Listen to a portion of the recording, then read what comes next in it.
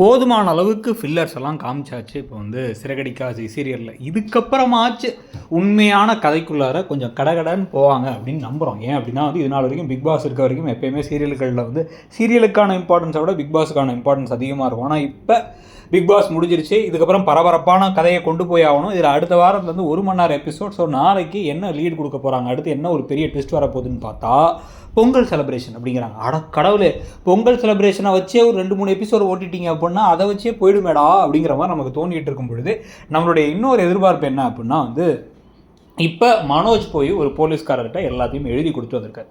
தனக்கு 30 லட்சம் போனது எல்லாத்தையுமே. ஸோ இப்போ இதுக்கு நடுவில் வந்து இந்த சிட்டியை வச்சு பணத்தை எடுத்து வரதுக்கான வேலைகளில் ரோஹிணி தனியாக வேறு போயிட்டுருக்காங்க. இதில் என்ன தான் வேணான்னு சொன்னாலும் முத்துவும் மீனாவும் ஒரு கட்டத்துக்கு அப்புறம் கதைக்குள்ளார வந்து சரி ஓகே, நான் அந்த சீரியல் ஆக்டர் வந்து கால் பண்ணி ஏதாவது இன்ஃபர்மேஷனை கொடுத்ததுக்கப்புறமா அவரோட வீட்டு ஃபங்க்ஷனுக்கு பிறகு இவங்களும் வந்து ஒரு இன்வெஸ்டிகேஷனில் இறங்கி அந்த பணத்தை யார் கைப்பற்றுறதுன்னு ஒரு மும்முனை போட்டி, போலீஸ், சிட்டி, ரோஹிணி, இந்த பக்கம் வந்து முத்து மீனா அப்படின்னு போகிறதுல கடைசியாக இவங்க கையில் வந்து அந்த பணமெல்லாம் கிடைக்கிறது. முத்து மீனா வந்து ரோஹிணியோட மூக்கொடைக்கிறது நடக்கணும்னு நம்ம எதிர்பார்ப்போம். அதில் வந்து ரோஹிணி இன்னும் பல திருட்டுத்தனங்கள் பண்ணுறதுல வேறு ஏதாவது விஷயம் வெளில வரணும்ட்டு. ஆனால் அப்படி நடக்காமல் கடைசி நிமிஷத்தில் ரோஹிணி கையில் பணம் போய் திருப்பி ட்ராமா கண்டினியூ ஆகி எங்கள் அப்பா கொடுத்த பணம்னு கதையை விட போகிறாங்களா, என்ன ஏது அப்படிங்கிறத பார்க்கணும்.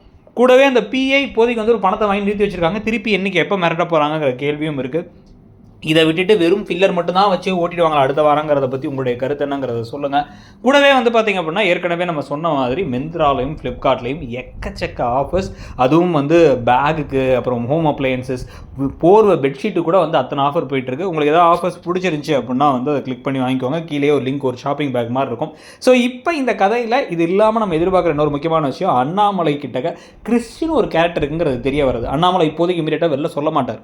ஆனால் வந்து அவருக்கு இந்த கிறிஸ்டையும் ரோகிணியும் சம்மந்தப்படுத்தி ஏதாவது உண்மை தெரிய வருது, பெருங்கடத்தூரில் வீடு எடுத்து தங்க வச்சிருக்காங்கலாம் தெரிய வந்தால் அவர் அதை மனசுக்குள்ளே போட்டு கொமஞ்சிக்கிட்டு இருக்கிறது, இந்த மாதிரி ஒவ்வொன்றா சேர்ந்து ஒரு கட்டத்தில் பில்ட் ஆகி இப்போ இருந்து ஆரம்பித்தா தான் இன்னும் ஒரு 4 மாதத்துக்குள்ளேயாச்சும் வந்து ரோகிணியை பற்றி பாதி உண்மையாச்சும் வெளில வரும். ஆரம்பிப்பாங்களா இல்லையா, உங்களுடைய கருத்து என்ன அப்படிங்கிறத கமெண்ட் செக்ஷனில் சொல்லுங்கள். தேங்க்யூ.